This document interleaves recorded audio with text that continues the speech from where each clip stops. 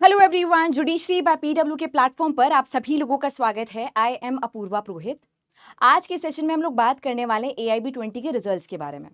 और यहाँ पे कोई वेग तरीके से रिजल्ट कब आएगा उसको डिस्कस नहीं करेंगे। इंडियन एक्सप्रेस का एक आर्टिकल आया था जहाँ पे 5 ईयर ट्रेंड को डिस्कस किया गया था कि पिछले 5 साल में कितने कितने समय में रिजल्ट अनाउंस हुआ है, और उसी ट्रेंड को फॉलो करते हुए हम लोग समझेंगे कि AIB 20 का रिजल्ट कब आने वाला है।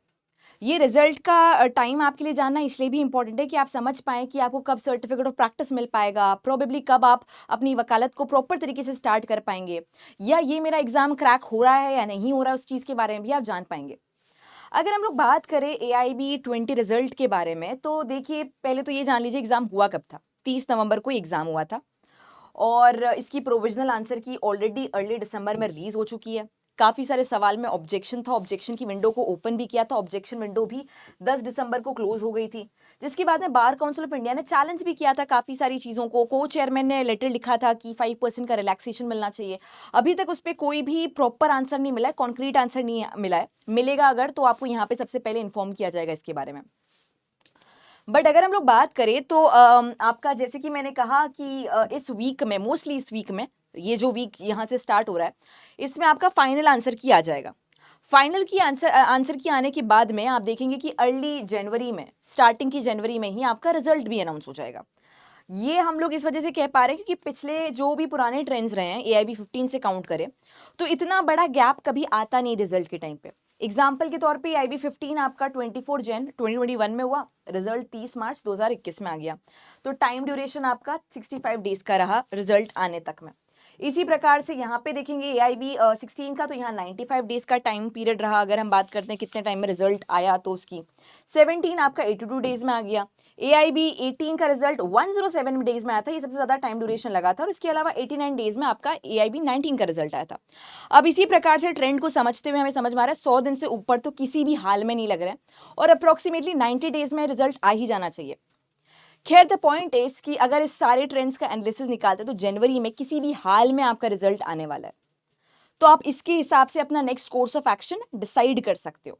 अगर आप ऐसे स्टूडेंट है जो कि सेफ मार्क्स कैटेगरी में फॉल नहीं कर रहे हैं, यानी कि आप जनरल में आपके 45 मार्क्स नहीं आ रहे हैं, SC ST में आपके 40 मार्क्स नहीं आ रहे हैं, तो आप थोड़ा-सा ऑरेंज ज़ोन में हो, रेड ज़ोन में तो नहीं हो अभी, क्योंकि ऑब्जेक्शन वाले क्वेश्चंस हैं। उसके बाद में शायद 43 मार्क्स को हम लोग कट ऑफ माने, उसके अलावा शायद SC ST के लिए 40 मार्क्स को, 40 क्या 38 मार्क्स को कट ऑफ माने। ये सब भी संभावना है। पर उन सारी चीज़ों को के ऊपर पुष्टि नहीं है, तो हम लोग 45 मान रहे हैं अभी के लिए जनरल कैटेगरी के लिए safe marks, and 40 marks for SC ST।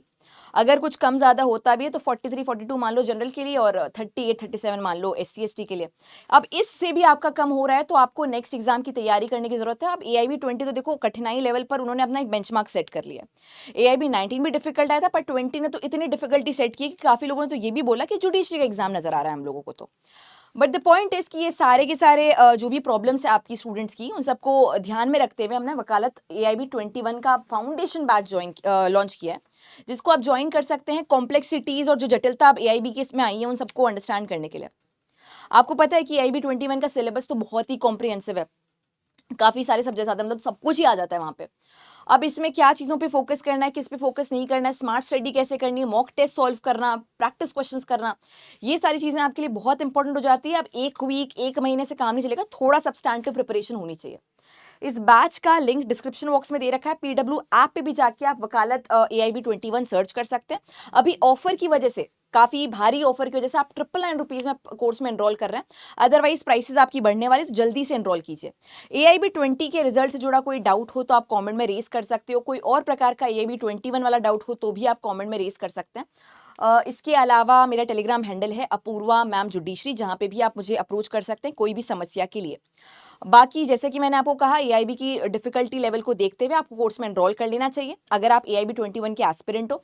अगर आपका AIB 20 ऑलरेडी क्रैक हो चुका है तो आपका नेक्स्ट कोर्स ऑफ एक्शन होना चाहिए किसी सीनियर एडवोकेट को ज्वाइन करना, या फिर कोई ऐसे एक्सपीरियंस लॉयर को ज्वाइन करना जो कि आपको गुड वर्क दे सके और आप अच्छे से अपना जो भी प्रोफाइल है, वर्क प्रोफाइल है, उसको बिल्ड कर सको। ये आपका नेक्स्ट कोर्स ऑफ एक्शन होना चाहिए बिफोर गोइंग इंडिपेंडेंट और एनीथिंग एल्स।